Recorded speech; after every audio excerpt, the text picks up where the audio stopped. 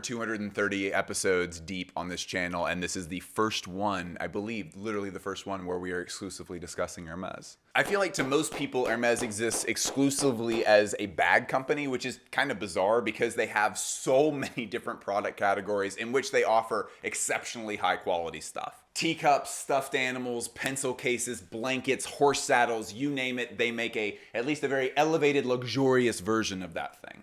And while the Birkin and the Kelly are serious bags in that everything about how they are made is the most perfect that a bag made by human hands can ever be, Hermes does have this playfulness and at times just this outright goofiness that is all their own. Horse bag charms, these horse stirrup earrings, Kelly bags, this bag with wheels is one thing. And to be honest, everything about Hermes is twinged with this bizarre funhouse style whimsy. And I mean, this is literally what their website currently looks like. It is unselfconsciously, unironically playful. And that goofiness, when juxtaposed with their exclusivity and their price tag, that makes for some...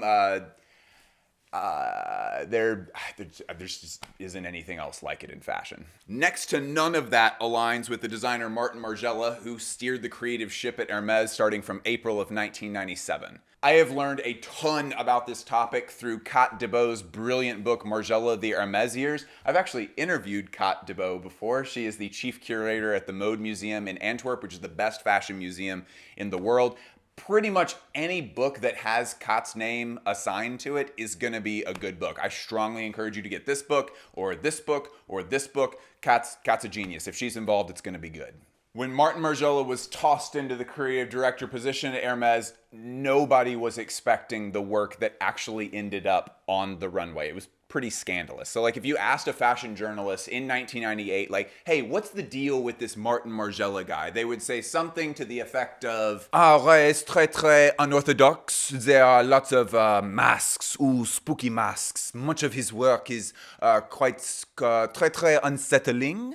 There is this show with the children in it. They run around. He recycles old clothes. He makes them new.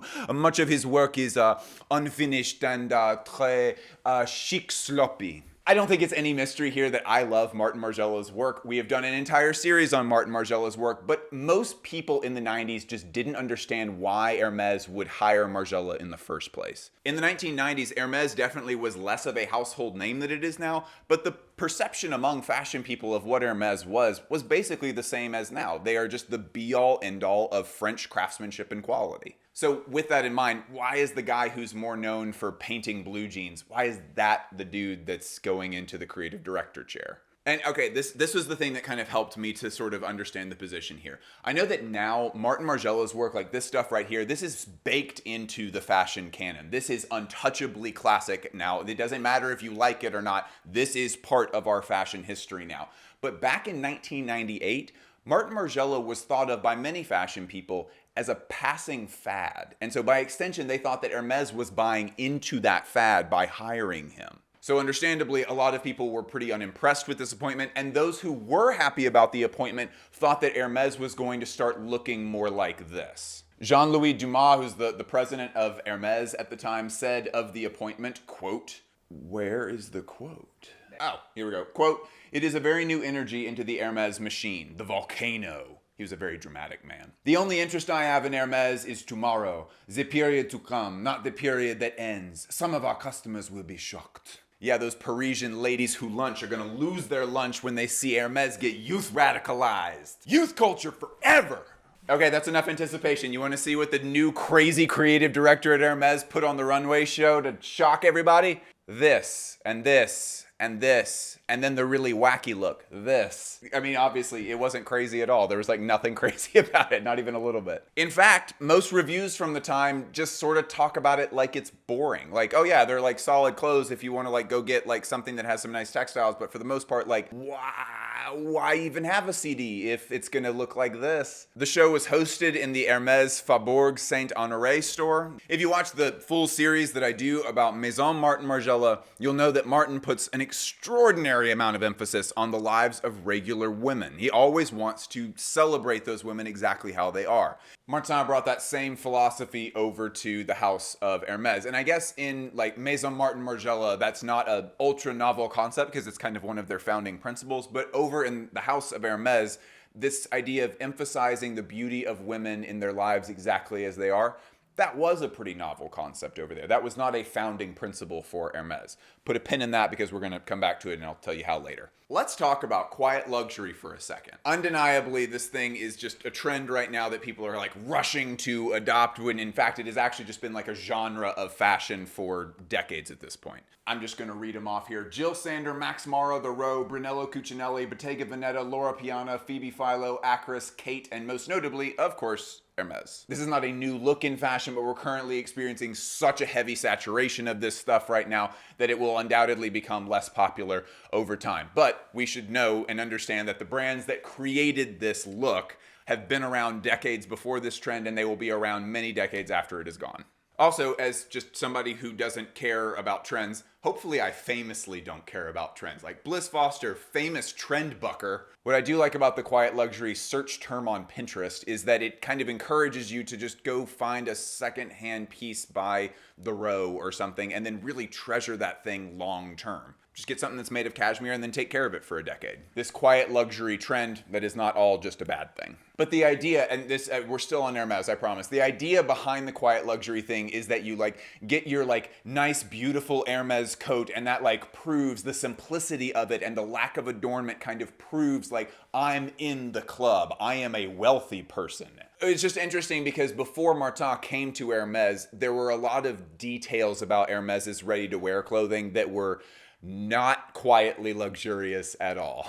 There was a lot of jeweled buttons. And despite the allure of jeweled buttons, most people who were Hermes customers didn't even know that they had a ready-to-wear line, or if they did know, they weren't interested in it. Hermes hired Martin Margiela partly because they wanted their ready-to-wear to become a serious offering for their customers that were mostly just there for the bags. So even though the jeweled buttons were supposed to be like a subtle way of indicating that like this is an Hermes coat, bringing in Martin Margiela was able to further par down things so that they're even more simple, but still feel luxurious and elevated and like they are truly from Hermes. These were the buttons that Martin replaced them with. It's very beautiful. Did Martin Margiela at Hermes invent quiet luxury? No, not really, and that's also not what this video is about. But during his time there, he was able to kind of pull Hermes into the fold of quiet luxury as an idea. It's just people buying clothes with no identifiable origin other than the very subtle house codes that only those who are customers would recognize. An obvious version of this that has nothing to do with Hermes is like the Bottega Veneta weave. There are other companies that do this, but come on, this is BV.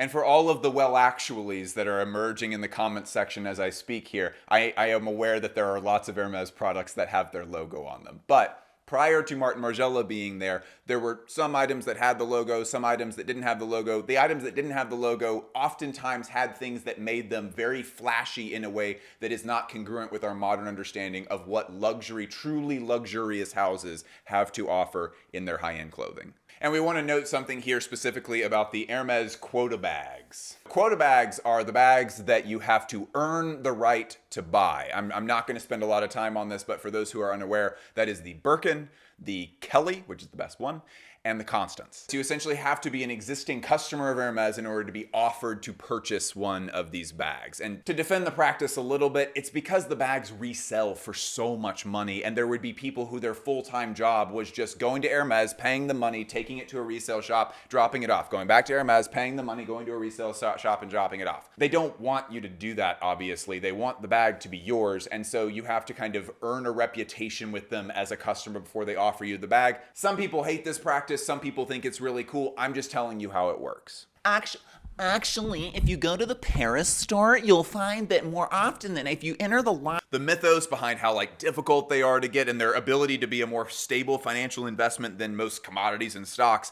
that's sort of cast this different shadow onto these bags, making them a way less than quietly luxurious product. They continue to become less and less quiet as people have collectively started to view them beyond this idea of a perfectly utilitarian product and more as the pinnacle, the final chapter of wealth. Is the bag so perfect that it became desirable? Or was the desirability what made it so perfect? Is the Birkin such a timeless design that the expense is warranted? Or does the high cost itself imply that it is timeless? Shrug emoji. Okay, but hang on. Is this just a conversation about wealth? Because this would all kind of suck if it was like just expensive and that was it, right? That is part of the conversation, but the prohibitive price point comes for many different reasons. Like, yes, you need it to be inaccessible. That's part of what makes it luxury. I don't make the rules. That's just part of it. But small order quantities to research and development expenses to difficulties in production to better quality fabrics, difficult pattern cutting, special projects, all of these things and much, much more. All of these contribute to the expense of the clothing at any given brand, even the ones that are just screaming at you with their loud luxury. But if you, as a designer, if you have come to the ability to utilize the unending resources that Hermes has access to, why would you choose some neutral coats and a V-neck jumper when you could make, literally anything?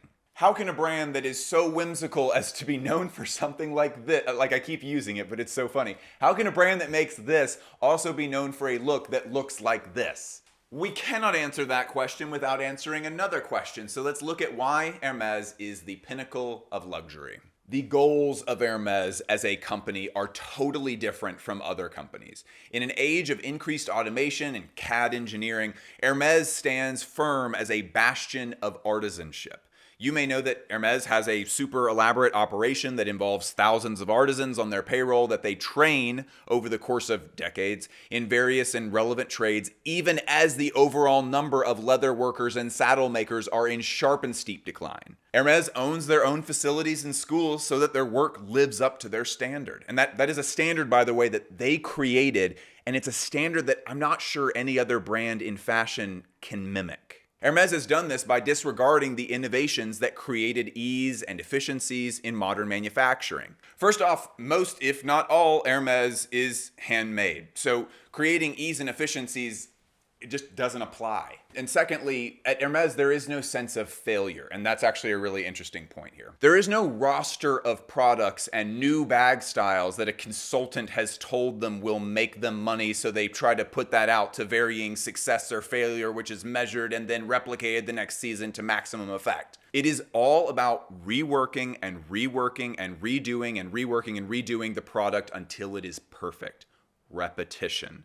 The process itself focuses on a dedication to trying again and again and again and again and constantly making adjustments. You'll see this idea come back later. Just wait, we're going to come back to it. So if we're talking about saddles, let's say, because that's the first thing that Hermes made was saddles.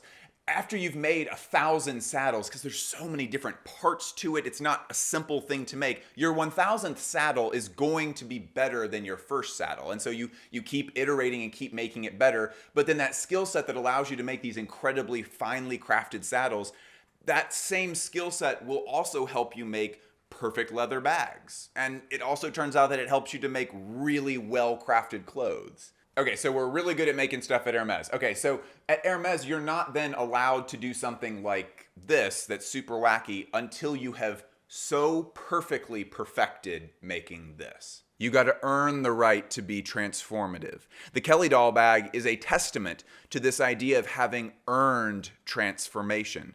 Hermes products are so desirable as they are that when they choose to create their wackier products, it's almost ironic. There's this confidence in, this is undeniably the best bag on earth. Now watch me put googly eyes on it.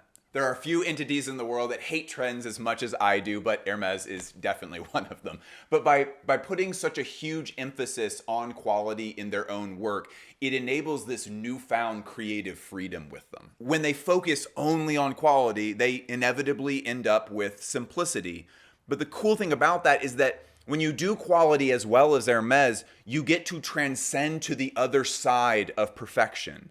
Now you can make a Kelly bag into a doll, or make it represent a sunrise. Many brands start with this kind of goofy whimsy as their core, and that's kind of all there is. Hermes uses the goofy whimsicalness as evidence of how much they fixate on quality. So in this way, bringing on Martin Margiela enabled Hermes to step away from jeweled buttons and finally align its clothing with its broader philosophy. Even though Martin didn't get to graduate from the perfect clothes that he was making into the Hermes wackiness after his 12 seasons, I believe that this was his ultimate goal. Martin had a lot of ideas, clearly. I think the Hermes way of doing things would have led to some pretty crazy work once he felt he had met their standards of quality. He even said himself in the documentary, in his own words, that he never thought that he would have left so soon. He anticipated being there much longer, and I think he felt as though he maybe didn't get to finish the perfect clothes experiment, which sucks. I would have loved to have seen what the other side of bursting through the final phase of that would have looked like. So let's talk about simplicity and timelessness, which is not boring, by the way, at least not when Martin Margiela is doing it. So the simplicity of this product, it was kind of deceptively simple, such that the product had to be explained to all of the sales associates. The heads of Hermes would go around to different stores and explain the products individually to each of the sales associates, so they weren't just saying, it's a cardigan. They were actually able to tell you what it was and how it functioned. Again, back to the documentary, in his own words, Kathy Horan, who is an excellent fashion critic, one of my heroes, she was talking about a conversation that she had with Amy Spindler at the time when they went into the first Hermes show by Martin Margiela. And apparently everybody was super disappointed. They were like, why is this so simple? She literally says at one point, quote, "Is this why they picked Martin Margiela?" End quote. But I mean, that was the baggage that came with the thought of Martin's eponymous work. Simply put, at Maison Martin Margiela, every season did have this crazy new concept. While there are definite exceptions to this rule, Margiela was producing tons and tons of new ideas all the time. But that way of working just doesn't fit with Hermes.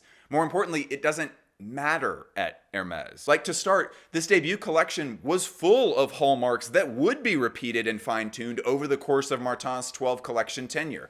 Unlike his own brand, doing a trompe-l'oeil show and then a red show and then this Stockman idea, that just doesn't make sense at Hermes. At the cost of sounding derogatory towards this work, it was purposefully one note. The goal was now being set to create perfect clothes. That requires a remarkably different method of working. Mood boarding and themes, this type of work is just not going to cut it when you get to Hermes. At his own brand, Martin was really obsessed with showing us construction details on the outside of his clothes. Things like visible darts and incorporating the edge of a bolt of fabric into the clothes. Sometimes the entire bolt was there with the clothes as well.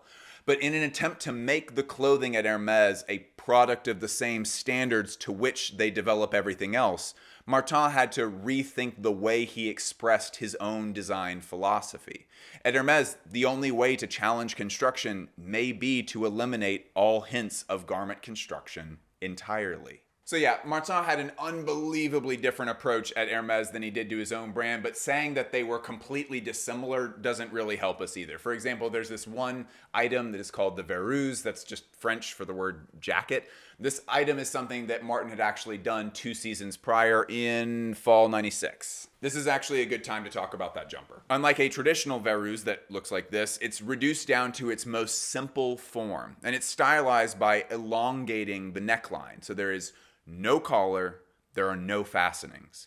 It offered a solution to a problem that I think most designers think of as unsolvable. And that is that if you're layered up to go outside in a major city, you got to put on all of your clothes. Then when you get inside and there is central heating, or it's just a fire, or it's warm inside, you then have to just kind of take everything off, and it's kind of weird. And then when you're getting ready to go, you're going to forget something. This just allowed you to slip the verouse off and tie it around your waist, and you've got a layer waiting for you when you're ready for it. It also just plays in so well with this idea of effortlessness. And fashion is full of little practical solutions to problems. Your jacket needs to close when you go outside, so you have a fastening for the jacket.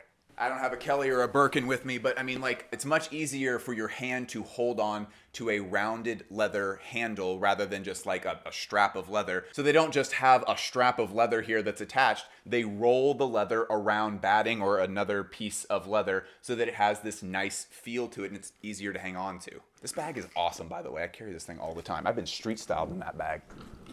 It was these solutions in fashion that contributed to the creation of the first ever Martin Margiela hallmark at Hermes, which is the double tour strap for the Cape Cod watch. That came out in 1997, and it is a beautiful watch. I love this thing. This is a photo of the suitcase that inspired the double tour. You need both of those straps to close the thing, and you can kind of see how those straps inspired the double wraparound gesture that became the watch strap. This show is full of gestures like this. And I think what Martin kind of proved here is that sometimes you don't need the problem present in order to highlight how beautiful some solutions are. But I mean, let's be clear, practical problem solving was a part of Martin Margiela's work at Hermes, and that is the most important in fashion history because practical problem solving was not really a goal at Maison Martin Margiela. Yes, you could argue that like, oh, pollution is such a huge thing that the idea of recycled clothes, this is very practical and important, but as far as like solving problems for the wearer right now, that wasn't really a thing at Maison Martin Margiela. But the program, the brochure, like the equivalent of show notes for this collection, they actually demonstrated a few gestures that women would do in the clothes specifically. Martin was examining the lives of Hermes customers and incorporating that into his work. The brochure, the show notes, gives the example of a jacket that's meant for daytime wear and says, quote, pull up the collar of a day jacket to uncover the other side in tuxedo evening satin, end quote. Another quote is, open up the side zippers of a dress, which then becomes a tunic over pants, end quote. And a third example is, quote, roll up the sleeves of a pullover over a long glove, end quote. And I realize that to anyone who's like an actual customer now watching this, who's a customer of Cucinelli, Zegna, Loro Piana, Hermes, you understand that this is the emphasis for these companies now. It's really important to understand that at the time when Martin came in, the ready-to-wear specifically, the rest of the company was in this mentality, but the ready-to-wear had not figured that out yet. And Martin's beautiful, elegant solutions and thinking about the gestures of their customers and stuff, that really put the ready-to-wear on a track that they have kept since that time. This was revolutionary thinking. This was Martin establishing what luxury was going to mean when you buy a coat at Hermes, which is, I don't know if you can guess or not, no small thing. The results of this ended up being so much more luxurious than any jeweled buttons or stripy dresses that Hermes was doing before in the ready-to-wear. This collection was iterative, which just means that they continued to evolve these ideas for the 12 seasons Martin was there, but it was also iterative within the collection itself. So like the Verreuse looks, for example, had a number of different textiles that they were made in, and this is where we actually hit onto something that we can see also at the Maison. I realize that in French, Maison can both refer to the Maison of Hermes and the Maison of Martin Margiela. When I say Maison, I mean one thing. The Maison. Martin wanted those luxurious materials at Hermes to be a little bit more approachable, something that women would feel like they could comfortably wear in all situations of their life. So even though these are made out of cashmere, he kind of manipulated the cashmere to make it appear like it was a more humble textile, something like flannel. So it's not trompe-l'oeil in the same way that Martin Margiela did a whole collection on trompe-l'oeil wherein silk dresses were made to look like a fur coat or like a beautiful Hollywood dress or something. But the spirit of trompe-l'oeil is being executed here where a cashmere is being made to look like a Shetland wool. It's not technically trompe-l'oeil, but it's inspired by the incredible true story of trompe-l'oeil.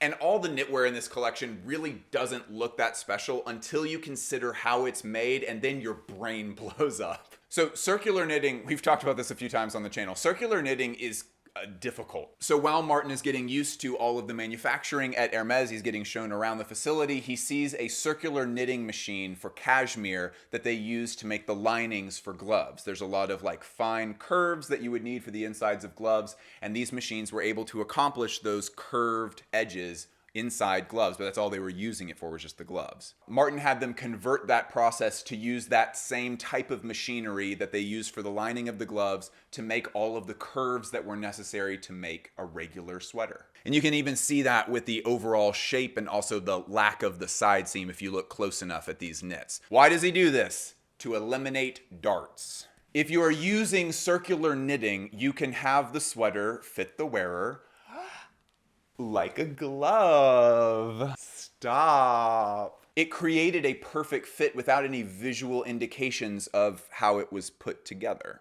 Oftentimes, accommodating breasts is one of the most challenging parts of designing clothing. That's honestly, it's why women's tailoring is close to non-existence. Like, ladies, go try to find a really nice bespoke suit maker for you. It is next to impossible. The reason for this is that designing around a bust is it's hard to do. And so most women's tops make use of darting. That darting allows the shirt to naturally take the shape over your breasts. Hopefully it will be right. It's more likely to be correct with a dart. And that's kind of all we have for you. What circular knitting allowed them to do is to say, let's just build the bust into the front of it. There's no extra construction, nothing that's calling attention to it. It can just fit you now. True simplicity is so difficult to achieve. You have to cut through bad ideas, overcomplication, subpar execution, getting to that place where you can say, it's simple and it's perfect. That is a hard place to get to. Most designers never get there, not even one time. And there is no exception here. The real statement that this jumper is making, what this thing as a sweater, what it's saying to you is that every previous sweater has been a bad idea. Every other jumper has just stagnated under the influence of cost cutting. If you're only looking at photos or videos of these clothes, process is everything. The process is important if you're wearing it, but if you're wearing it, you get it. The belts for this season, this is so cool. Look at this. So the belts for this season are made of that same tube strap idea. The rolled leather is what it's called. You can see that here if we zoom in. This is actually like the handle for a bag. And that seems gimmicky and weird. There's such a brilliant solution behind this. If you are like most people, then you do not have a perfectly circular all the way around waist. So that makes it where flat belts, floppy belts, the belts that we all have, those create dimples and rivets and weird little gapping places. This belt is supposed to have just the right amount of padding as compared to a flat belt so it can hug all of those parts of your waist more effectively. Despite this looking maybe a little bit gimmicky, Martin, again, was able to say, wow, what an elegant solution. I wonder if there's another problem that can be served with this solution. And then he made a belt out of it, and it works great. Shifting gears here a little bit, double facing is a major part of this collection and a major part of the luxury market generally. Double face fabric just means that both sides of the fabric are the correct side. When both sides are the correct side, that means that there's no need for lining. The clothes themselves are the lining. Now, for those who have watched the Margiela series, we all know what like saying the word lining is like very triggering for the Margiela crowd. Like, sorry if this sounds obvious, but the outside of a jacket and the inner lining, those two fabrics are serving two very different purposes. So being able to fine-tune a fabric into being applicable and equally comfortable both for your skin and for the durability and structure of your garment, that is so luxurious. Like I said, double facing has kind of become a standard among luxury brands, but a byproduct of this double facing is that it enables you to split the two layers at the edges and finish the garment without any visible seams. Martin and the Hermes team were able to continue to eliminate those visual hallmarks of how things are made in service of them just being, for lack of a better phrase, just quietly luxurious. Shifting now into colors. The colors here are barely colors at all. Martin Margiela said he didn't even want to deal with colors, just tones. He started with hues of brown, navy, gray, black, and the collection can be seen as color blocking with different tints, shades, and tones of those same colors over and over. This collection and the subsequent collections at Hermes are trying to kind of codify a capsule wardrobe, which is sort of always a conversation among fashion people. It's really effectively done here. Everything goes with everything. And like someone who is themselves making adjustments to their own wardrobe, Martin, season over season, would make adjustments to all of the categories of garments that he was designing and releasing through Hermes. This is a huge departure from the colorful Hermes clothes from the seasons just a few years before Martin got there. And notably, the scarves that everyone knows about from Hermes, those did not even make an appearance in this runway show. The hand-rolled hem stitch that's famous on Hermes scarves has now been integrated into the finishing of the knits. No one other than the person wearing the knit is ever going to know about that detail. And honestly, the person wearing the knit might not even know about that detail of Hermes. They might not know at all. Now we must move into a controversial part of this video. Are you ready? Everybody's like, Bliss, I'm fucking exhausted. I don't know. I'm not ready. It's time to talk about sneakers. Sneakers were in this runway show, and sneakers were taken by the audience at the time as a very, very bizarre choice. Sneakers had become a massively loaded category at this point in the fashion conversation. Back then, it just seemed too casual. But to be honest, sneakers were a great addition to this collection considering that it came out in the 1990s. If this whole collection is casual enough for a woman to just go live her life and walk around Paris like, oh, day or night, just like wear this stuff, it's comfortable, sneakers become then the perfect accompaniment to that. And they just make them out of leather, make them super high quality, it fits perfectly. The program brochure for this described it as, quote, contemporary wardrobe in the spirit of the 1920s sports and leisure fashions. The theme for this show was nonchalance, but that's pretty vague, right? The nonchalance or casual nature of these clothes, that's already built, pre-curated into the clothes for you. When you purchase them, that's already there. So that's reflected in the shoes as well. But the silhouette that's created from sporty clothes without any padding at the shoulder and without any structural collars and lapels, that's a really interesting thing. Kat DeBeau points that out in the Hermes years. But what's super fascinating is the contrast between that philosophy at Hermes and his philosophy at his own house, which Margiela heads know, like the core of everything is that Martin cares about a certain shoulder, and that gives you an attitude, and then certain shoes, which will give you a certain walk. And as far as Martin is concerned, at his own brand, those two elements are all that matters. Just the shoes for a certain walk, and the shoulders for a certain attitude. But by tearing down both of those pillars, the shoulder and the shoes,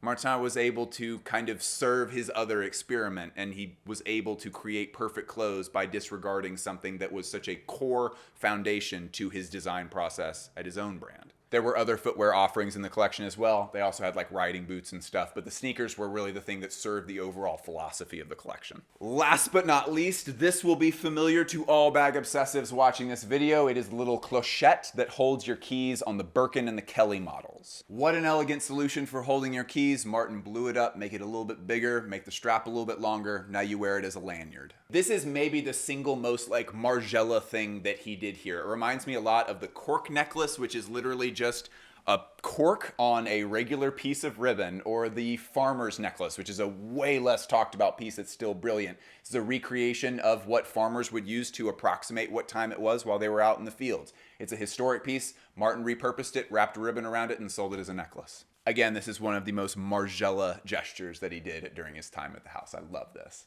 Let's talk about landscape. At that time in the 90s, the zeitgeist of fashion was very much turning towards this idea that it's not about the designer who made your clothes. Your clothes should just simply be an amplification of your own personality. You as an individual are already so interesting that you don't need your clothes to do anything more than just serve you. The clothes should never distract from the fascinating person that you already are. Jill Sanders is a great example of this. Helmut Lang is a pretty good example of this. There's also always going to be people that are bucking trends. At the time, Terry Mugler was working. John Galliano was at the height of his powers. There were definitely exceptions to this. But at the time, for the first time really in contemporary fashion, we were coming to terms with the idea that your clothes can be an amplification for you. These literally look like advertisements for the Gap. You know, like if the Gap was making luxurious clothes in France. So again, the Gap was focused on this idea that your clothes are there to amplify you as a person rather than be a designer clothing item. And Hermes and Martin Margiela were sort of taking that same idea, but then executing it on the very, very highest level with infinite resources so they could really follow that philosophy all the way to its logical end. Martin's Hermes wants to be part of your life, but never come into conflict with your life. Going back to the origins of the house, the master saddle makers at Hermes, their whole thing is that we don't want anything to get between you and the horse. The saddle making philosophy is always driving towards bring the person and the horse closer together. How do they do that? They make it as slight as possible. There are literally as few things as they can have between you and the horse. Martin Margiela brought that same philosophy to the women's ready-to-wear. More so, it's a more substantial exercise in intimacy between you and your clothes. At his own brand, Maison Margiela, he was inviting you to see the relationship between you and your clothes. At Hermes, Martin was inviting you to feel that relationship. And maybe it's called quiet luxury because you're the only one who gets to know about your relationship that you have with that garment. It's not that no one can see what you're wearing and that it doesn't have logos or any obvious indicator that it's luxurious. The only thing that matters to Hermes is your relationship to that object. And having a relationship with your clothes is something that Martin Margiela is super good at encouraging. And unlike the brilliant symbolism and messaging that Martin Margiela was able to bring up in his own work to comment on the relationship that you have between your clothes, this was something that was much quieter at Hermes. That same conversation was going. It was about different topics, but more importantly, instead of seeing it, you could feel it. A major goal of Hermes remains to this day to be the luxury of utility. Like an Hermes bag, for as desirable and as like it belongs in a museum as this feels, it is meant to just be a part of your life. Like for the women like Jane Birkin who kind of embody that Hermes philosophy in their own life, this is just the best version of a lunch pail or of a plastic bag that you use to just carry whatever you've got going on that day. Hermes kind of wants you to wear it, to use it, beat it up, take the little plastic bits off of the hardware, really make this thing part of your life. Martin incorporated the Kelly bag, for example, into some of these looks, but it wasn't as some flashy indicator of luxury. It was just the best bag for the job. Hermes they're pretty kooky. They're not a conventional luxury brand. And their fixation on craft has led them to a dramatically different interpretation of the luxury market and, more importantly, just luxury itself. To Hermes, luxury is iterative, luxury is useful, and luxury fits seamlessly into your life. The bags are just one component of a much larger and crazy commitment to a way of thinking and working.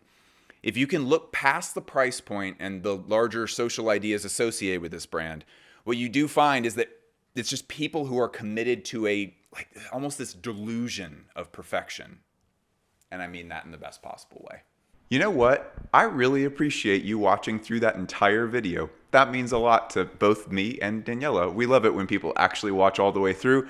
And there are, let me tell you, not a lot of people that do. You are in a very small club, so welcome. I want to once again encourage everybody to go look at Kat Debeau's book, Margiela the Hermesiers. This episode literally wouldn't be possible without the incredible quantities of information that were gathered in order to make this book. It's really not that expensive if you consider how thick it is, how info-rich it is, and how much normal things cost if you're in the hobby of fashion. We have a lot of really big plans for 2024. We're going to start up a new series in 2024, and we also have a lot of incredible coverage to bring you from Paris like we do every 3 months. In order to do coverage like that, we need a ton of resources. It's so weird. Like you get fashion books and then you start realizing how much stuff you don't know and how many more fashion books you need to bridge that gap. It requires a lot of resources, but more importantly, it just requires that both of us be able to have this as our full-time job. So if you want a bunch of exclusive content, if you want to join a community of other fashion obsessives, then go join the Patreon, and that will also allow us to keep this as our full-time job. We've kind of given up on the idea of trying to plug the Patreon in the middle of the video. It just sort of disrupts the video, and I feel like most of the people that we're talking to are people who are not really into the idea of supporting this journey as it goes on anyway. Most of those people are going to be people who are actually watching the whole video the entire way through. So that's you all. Whether or not you decide to do it, I really appreciate you watching through this entire video, and we'll see you next week. We release, I guess this one was an exception, but every Monday at 11 a.m. Eastern Time. Peace.